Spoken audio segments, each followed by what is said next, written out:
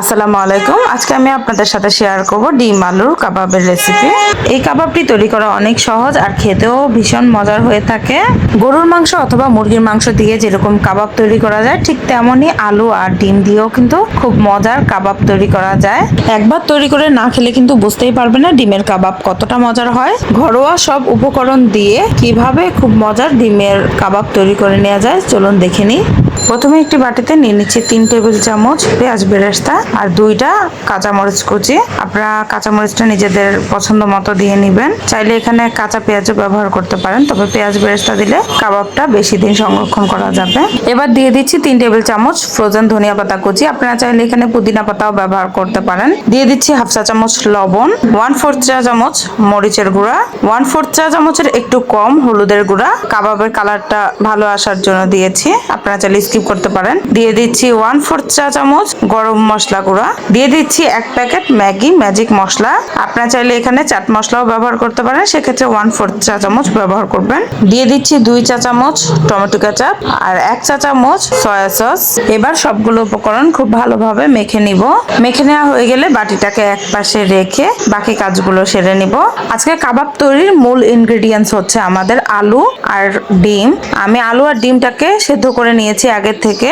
এবার সেদ্ধ করা আলুগুলো এক পাশে রেখে ডিমগুলোকে কাটিং করে নিব। আপনারা চাইলে একটা গ্রেটার দিয়ে গ্রেট করে নিতে পারেন, তবে ডিমটা এভাবে কেটে দিলে কাবাব খেতে গেলে মুখে ডিম পড়লে খেতে ভালো লাগবে।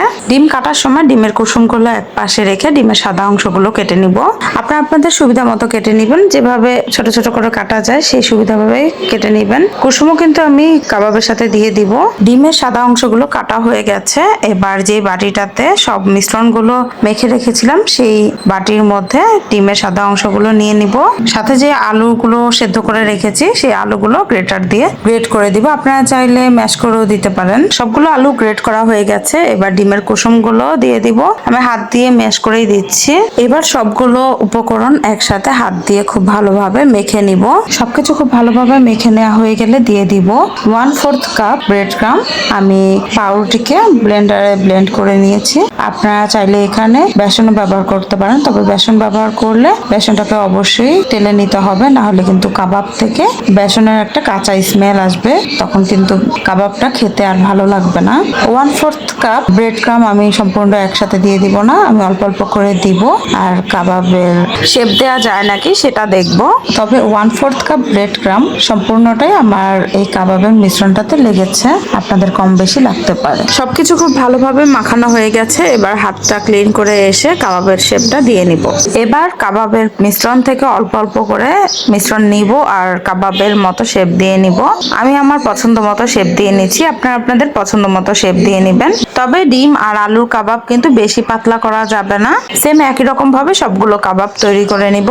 কাবাবের শেপ দেওয়া হয়ে গেছে। আমি 5টা কাবাব আপনাদেরকে ভেজে দেখাবো আর বাকি 5-6টা কাবাব আমি ডিপে সংরক্ষণ করব, ফ্রোজেন করে দেখাবো। আপনারাও চাইলে কিন্তু ফ্রোজেন করে রাখতে পারেন 10 থেকে 15 দিনের জন্য, যেহেতু এটা আলু আর ডিমের তৈরি, বেশি দিন কিন্তু রাখা যাবে না। এবার ডিপ ফ্রিজে সংরক্ষণ করা কাবাবগুলো আমি 4-5 ঘন্টার জন্য ডিপ ফ্রিজে রেখে দিব, আর পরে আমি আপনাদেরকে দেখিয়ে দিব কিভাবে কাবাবগুলো সংরক্ষণ করে রাখবেন। আপনারা চাইলে কিন্তু এই পর্যায়ে কাবাবগুলো ভেজে নিতে পারেন, ডিমে কোট করে তারপর ভেজে নেব। এতে কাবাবগুলো খেতে বেশ ভালো লাগবে আর তেলে দিলেও কোনো রিস্ক থাকবে না কাবাবগুলো ভেঙে যাওয়ার। এবার একটা প্যানে কিছুটা পরিমাণ তেল দিয়ে কাবাবগুলো ভেজে নেওয়ার জন্য তেলটা গরম হতে দিব। আর একটা ডিম নিয়ে ডিমের মধ্যে সামান্য লবণ দিয়ে খুব ভালোভাবে ফেটে নিব।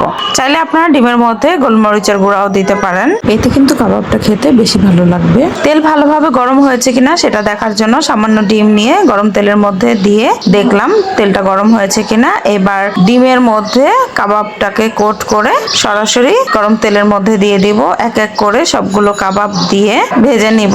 এই পর্যায়ে কিন্তু আমাদের চুলার হিট মিডিয়াম ফ্লেমে থাকবে, অত বাড়িয়ে দেওয়া যাবে না, তাহলে কিন্তু উপরের পাশটা খুব দ্রুত পুড়ে যাবে, তখন কিন্তু কাবাব খেতে আর ভালো লাগবে না। সবগুলো কাবাব দিয়ে দেওয়ার পরে বাকি অবশিষ্ট যে ডিমগুলো থাকবে সেই ডিমটা হাতের সাহায্যে এভাবে কাবাবের উপরে ছিটিয়ে দিব। এতে করে কাবাবটা দেখতেও জালি ভাব হবে আর খেতেও ভালো লাগবে। এবার কাবাবগুলো ভেজে নেওয়ার পালা। এবার কাবাবের এপাশ ওপাশ উল্টিয়ে পাল্টিয়ে নিজের পছন্দ মতো কালার করে ভেজে নিব। কাবাবগুলো ভাজতে কিন্তু বড় জোর 4 থেকে 5 5 মিনিটের মতো সময় লাগবে, অত বেশি সময় লাগবে না। আমার কাবাব ভাজা শেষ। এবার একটা ছাঁকনির সাহায্যে তেলগুলোকে ঝরিয়ে নিব আর কাবাবগুলোকে পরিবেশন করে দেখাবো। আমার দেখা বেস্ট একটা কাবাবের রেসিপি আপনাদের সাথে শেয়ার করেছি। পোলাও, বিরিয়ানি অথবা সাদা ভাত দিয়ে দারুণ মজার লাগবে এই কাবাবটি। গরুর মাংস অথবা মুরগির মাংস ছাড়াও যে এত মজার কাবাব তৈরি হয়, একবার না তৈরি করলে কিন্তু বুঝতেই পারবেন না। হঠাৎ বাসায় মেহমান চলে আসলে, ঘরে কোনো বাজার না থাকলে ঝটপট ডিম আর আলুর এই কাবাবটি তৈরি করে নিতে পারেন। ছোট থেকে বড় সবার কাছে কিন্তু বেশ ভালো লাগবে। এবার আপনাদের কাবাবগুলো সংরক্ষণ করার পদ্ধতিটাও দেখিয়ে দিচ্ছি। 4 ঘন্টা পর আমি কাবাবগুলোকে ডিপের থেকে নামিয়ে নিয়েছি আর এভাবে ট্রে থেকে আলাদা করে একটা এয়ারটাইট বক্সে রেখে দিব। ভাজার কিছুক্ষণ আগে বাটিটাকে নামিয়ে রাখলেই হবে। গরম গরম খেতেই কিন্তু বেশি ভালো লাগে কাবাবটা। আর কাবাবটা যেহেতু ডিম আর আলু দিয়ে তৈরি, তাই কাবাবটাও কিন্তু বেশি দিন সংরক্ষণ করা যাবে না, তাহলে কিন্তু খেতে আর ভালো লাগবে না, টেস্টটা পুরোপুরি নষ্ট হয়ে যাবে কাবাবের। রেসিপিটি ভালো লাগলে প্লিজ আমার চ্যানেলটি সাবস্ক্রাইব করে দিবেন। আজকের জন্য বিদায় নিচ্ছি, চলে আসবো আরেকদিন আরেকটি রেসিপি নিয়ে। সেই পর্যন্ত সবাই ভালো থাকবেন, সুস্থ থাকবেন, আমাদের জন্য দোয়া করবেন। আল্লাহ হাফেজ।